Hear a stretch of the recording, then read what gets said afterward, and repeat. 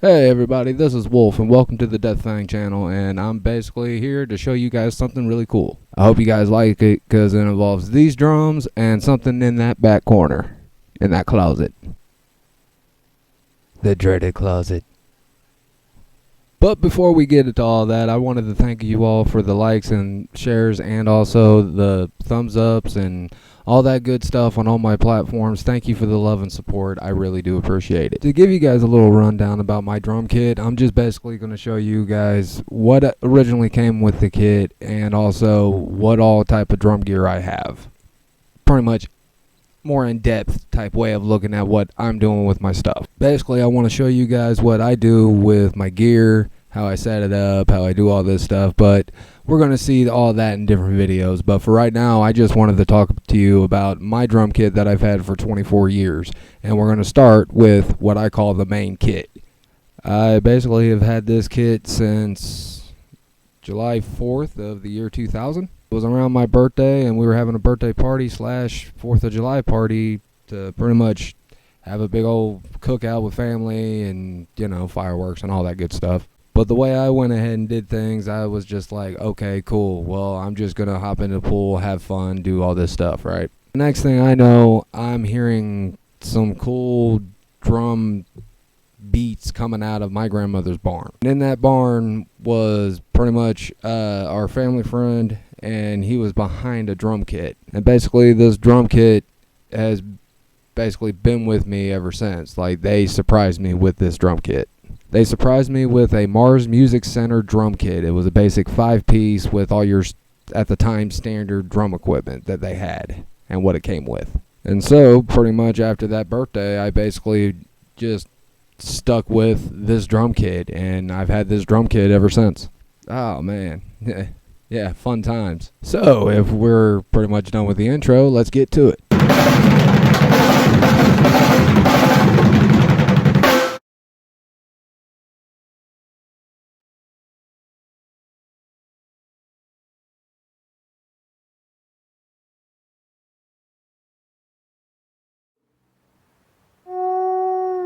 Like I said, I've had this kit since the year 2000 of July, and basically this kit has been my therapy session. Basically this kit has been with me for a good long time. It's been with me through some good times, some bad times, and also, like I said a little bit ago, the best therapy session that I've gotten so far. And a lot of people say I play with my emotion, especially when I got stuff on my mind, and I will attest to that. That is actually true. But then you'll see those actual drummers that look like machines, and I'm not lying, like they're drumming and going crazy like that, and they're like doing all this crazy stuff. I've been known to do some fast stuff, but man, those blast beats and the gravity blast, right? But with this kit, this is basically the starting kit that I've pretty much learned and done all my stuff for 24 years throughout all the bands I've been in, and pretty much had good times and bad times. But with that being said, let's look more into what's going on with my drums. So yeah, in a way, I really wanted to show you guys like a more in-depth look on how I set my mics, and also pretty much set up my drums and what I'm using currently and what I'm not using but have stored in that dreaded closet. Let's get down to it with the cymbals.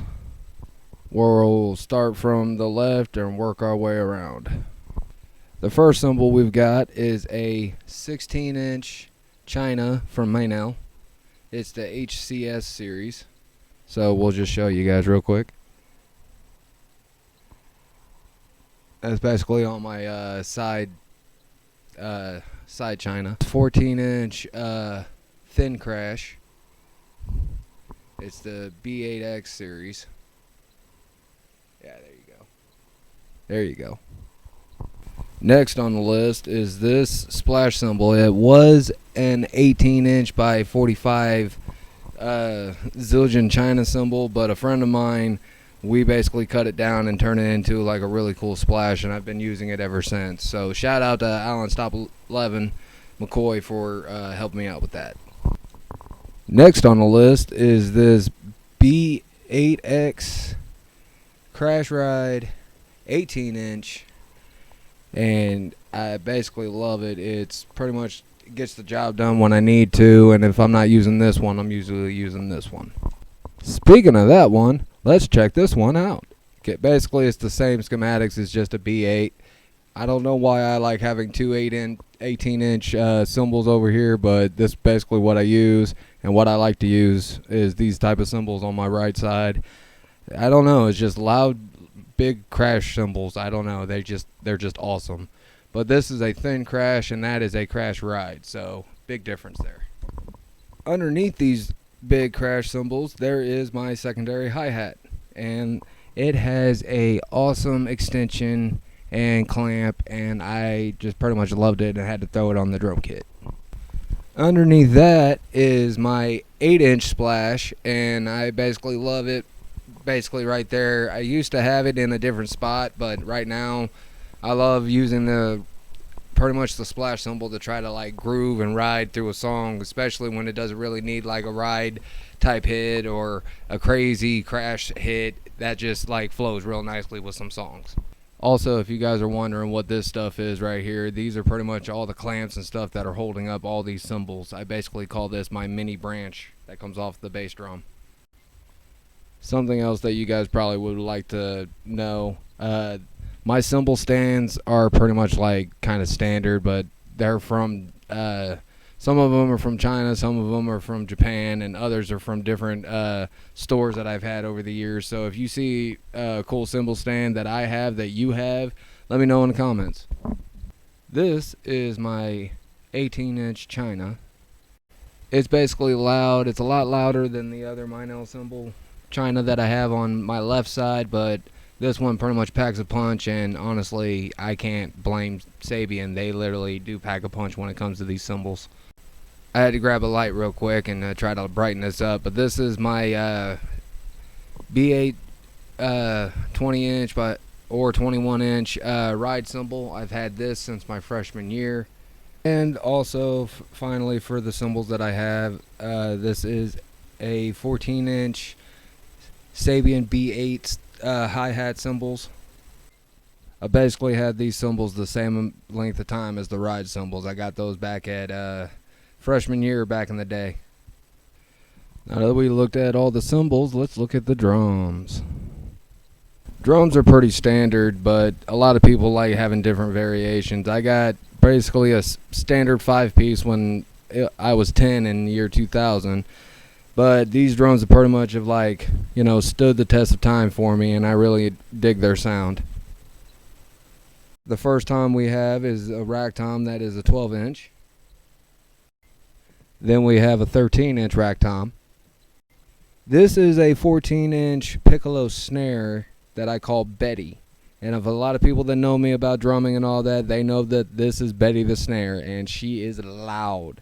Also got some other jokes about that, but you got to be there to hear it.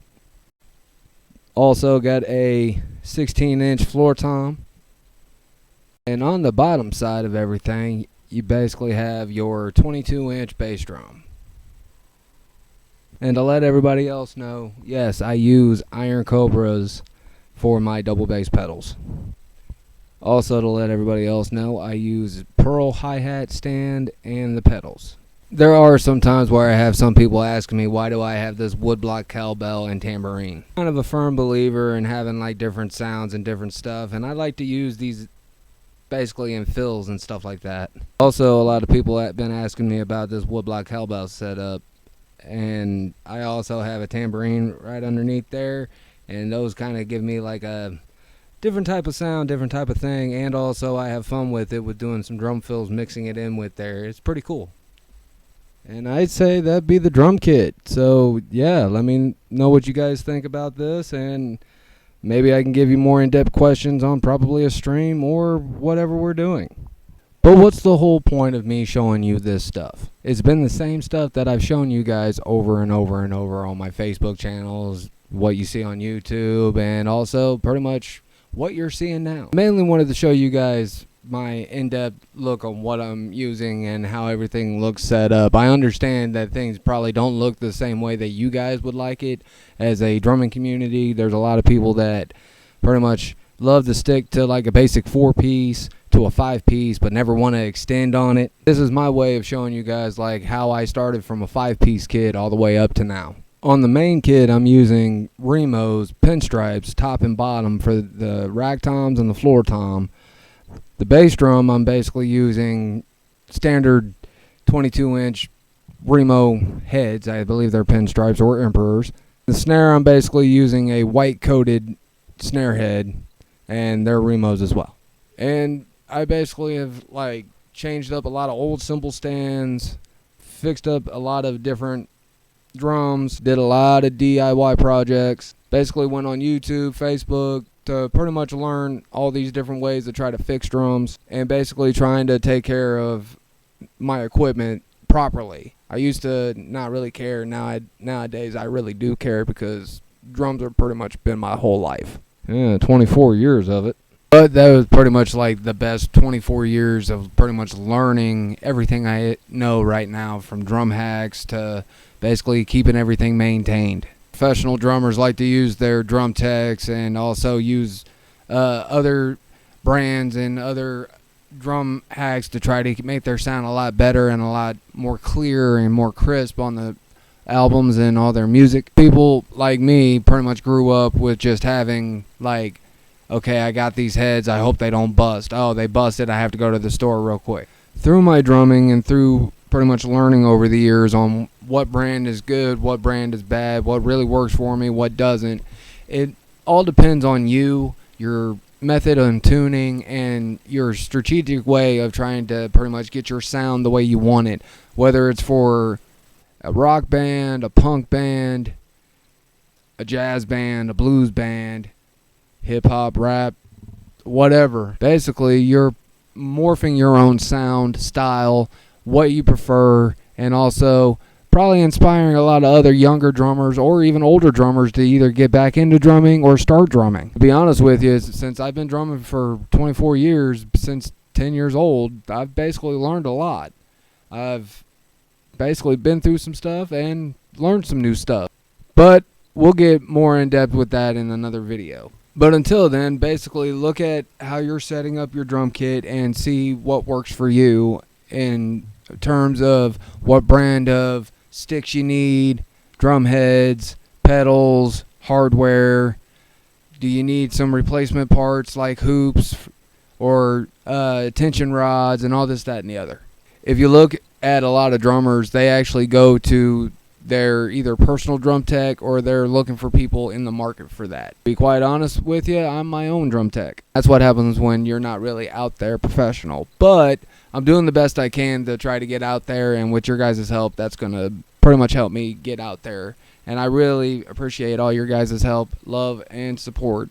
But in order for me to maintain this channel and stuff like that, I got to maintain these drums. So looking back, when I was basically playing a 5-piece kit, all I could really remember was just listening to music all the time, like from Aerosmith to Guns N' Roses to Kiss to AC/DC to Poison, Jackal, basically just anything I can get my hands on, like Ozzy Osbourne, Deep Purple, and other classic bands like Led Zeppelin and everything else. Like I basically have been listening to music my whole life. You got basically your top drummers. You got John Bonham, Neil Peart, Joey Jordison. A lot of people like to contradict it, but I'm not going to lie. I like Lars's drumming. It pretty much kind of shaped my foundation. You got Peter Criss, Eric Carr from Kiss, and you got so many different other drummers that have pretty much inspired me to do this. And I basically noticed that a lot of the drummers that I've seen have drum racks. As you can tell, I do not own drum racks, but I would love to have fun and trying to learn to pretty much build and create my own way of doing a drum rack system to be exact. But at the same time, I'm cool with these little tree setups, things that I got on these cymbals, and it's basically been like one of those times where it's like, okay, well, as long as I maintain these cymbals and I hope they don't break. And I've had a lot of people witness some cymbals breaking and some cymbal chunks flying at other people. Yeah, you've heard of sticks flying out of people's hands. Well, have you ever hit a cymbal that was pretty much cracked, broken, or just got worse, and a piece of it flies through the air and almost hits your bandmate right in the head? Yeah, that's happened.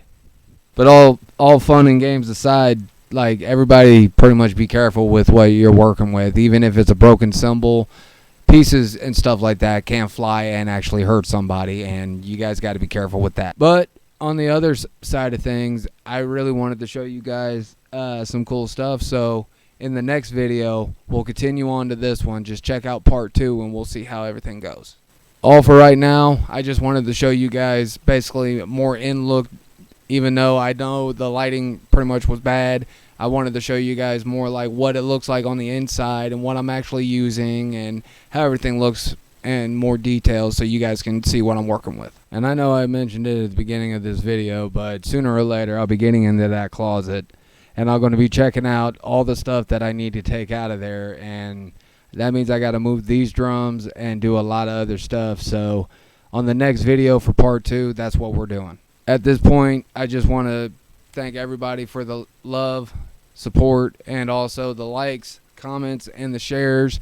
Also, if you're on Facebook, please send me some stars. I pretty much would love your support in helping me try to grow more content like this and to try to get things more out there so I can at least be in the algorithm, so when somebody actually sees my stuff, they can get inspired too, or they can show another musician, hey, there's drummers out there that are like him. And I really want to pull everybody together and pretty much have a great community, and so far everybody's been great and I really appreciate it. But y'all, that's all we have for today, and I really hope that you guys kind of got a little better in-depth look on what I use on my drums and how much music and drums mean to me. I just really hope that you guys had a fun time just checking out what I got and hanging out with me today. So until the next video where I'm actually getting into that closet, I'm sorry we didn't get to it right now, but I got a lot of things going on. Sooner or later, I'm going to be basically tearing this kit down to try to get my Mirage kit out, because I got a few drum videos I want to do, and I want to do some setups differently. But until the next video, this is Wolf. This has been the Death Fang channel, and I'll catch y'all's laters. Laters.